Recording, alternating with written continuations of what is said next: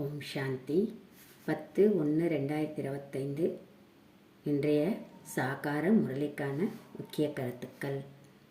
இனிமையான குழந்தைகளே, பாபா உங்களுக்கு ஞானம் யோகத்தின் டானிக்கை கொடுத்து பலமாக, அதாவது நன்றாக உபசரிக்கின்றார். எனவே எப்போதும் மகிழ்ச்சியாக இருங்கள் மற்றும் ஸ்ரீமத் படி அனைவரையும் உபசரித்து கொண்டே செல்லுங்கள்.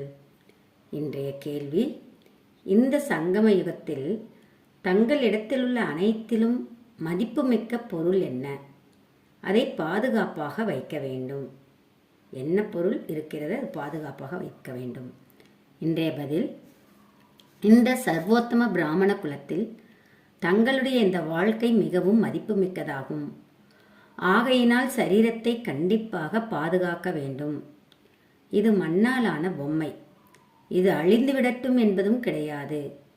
இதை வாழும் வரை உயிருடன் பாதுகாக்க வேண்டும். யாராவது நோயுற்றார்கள் என்றால் சலித்து கொள்ளக்கூடாது. சிவபாபாவை நினைவு செய்யுங்கள்.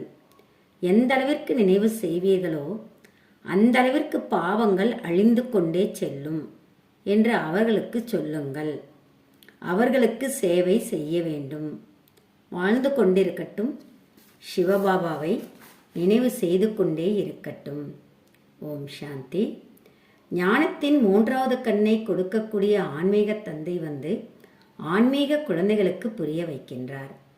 ஞானத்தின் 3வது கண்ணை பாபாவை தவிர வேறு யாரும் கொடுக்க முடியாது. இப்போது குழந்தைகளாகிய உங்களுக்கு ஞானத்தின் 3வது கண் கிடைத்துள்ளது. இந்த பழைய உலகம் மாறப்போகிறது என்பதை குழந்தைகளாகிய நீங்கள் தெரிந்துள்ளீர்கள். மாற்றக்கூடியவர் யார் மற்றும் எப்படி மாற்றுகிறார் என்பதை மனிதர்கள் பாவம் தெரிந்திருக்கவில்லை. ஏனென்றால் அவர்களுக்கு ஞானத்தின் 3வது கண்ணே இல்லை. குழந்தைகளாகிய உங்களுக்கு இப்போது ஞானத்தின் 3வது கண் கிடைத்திருக்கிறது. இதன் மூலம் நீங்கள் சிருஷ்டியின் முதல் இடைக்கடையை தெரிந்து கொண்டீர்கள். இந்த ஞானம் சாக்ரின் மிகவும் இனிமையானதாகும். சாக்ரீனின் ஒரு துளி கூட எவ்வளவு இனிமையானதாக இருக்கிறது. ஞானத்தின் ஒரே வார்த்தை மன் மனாபவ.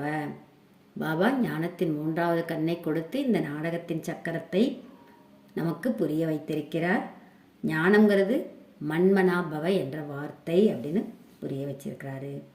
தங்களை ஆத்மா என்று புரிந்து கொண்டு பாபாவை நினைவு செய்யுங்கள். பாபா குழந்தைகளுக்கு சொர்க்கத்தின் ஆஸ்தியை கொடுப்பதற்காக வந்துள்ளார்.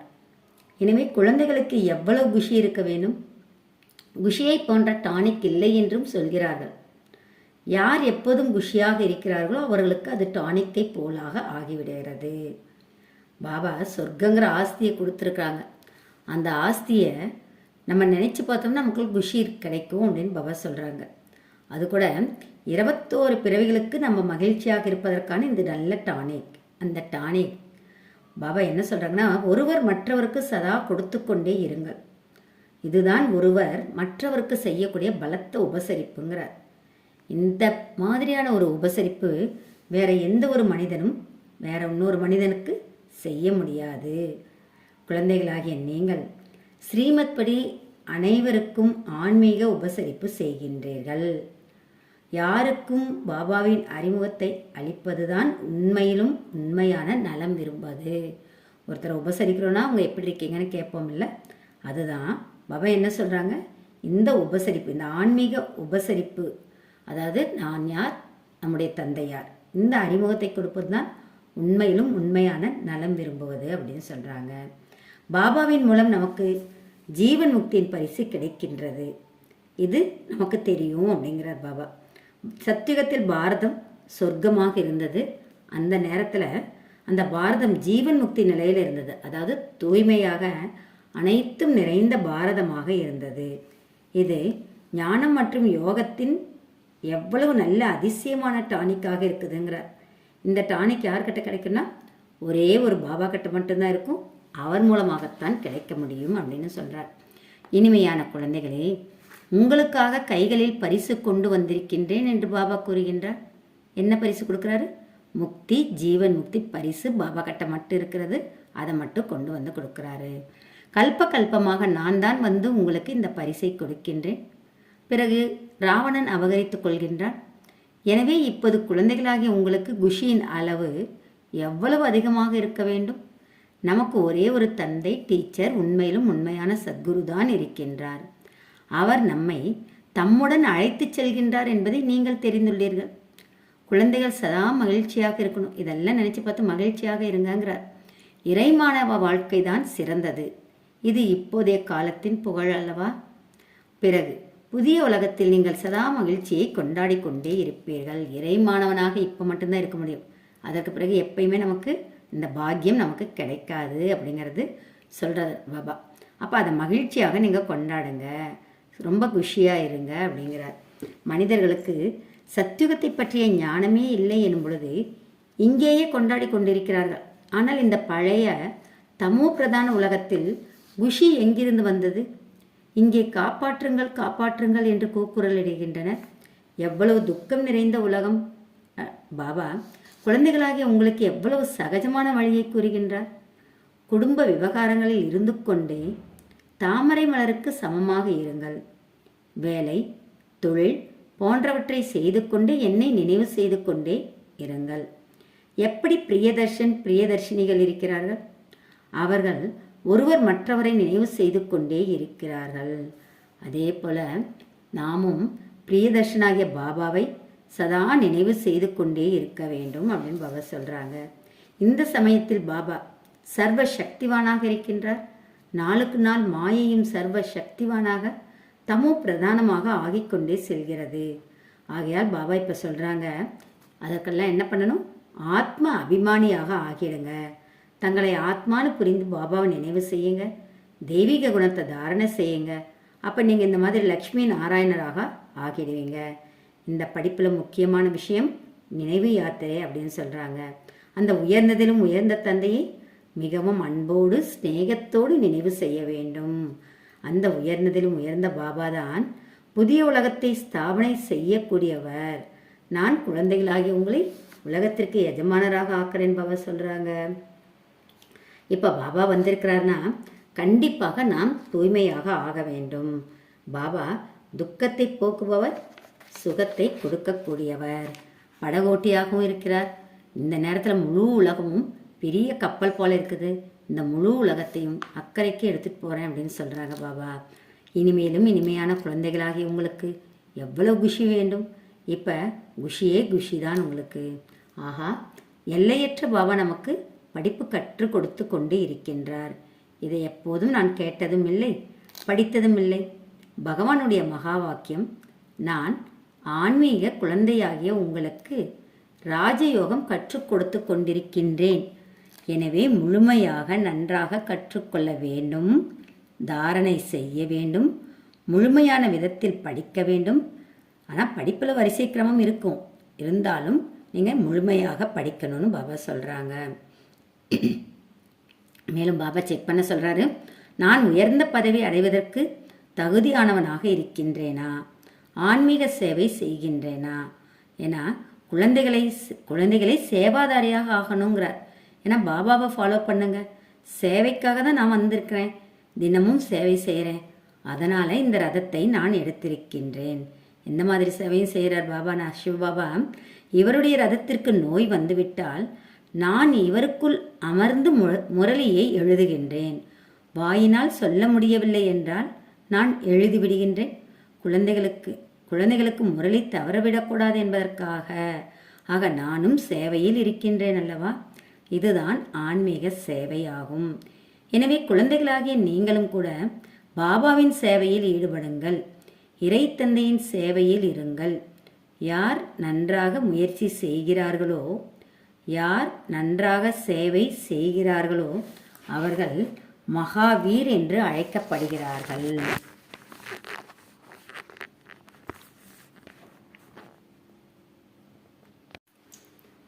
பாபாவின் கட்டளை. பாபா தங்களை ஆத்மா என்று புரிந்து சகோதரர்கள் என்று பாருங்கள். இந்த சரீரத்தை மறந்து விடுங்கள். பாபாவும் கூட சரீரத்தை பார்ப்பதில்லை.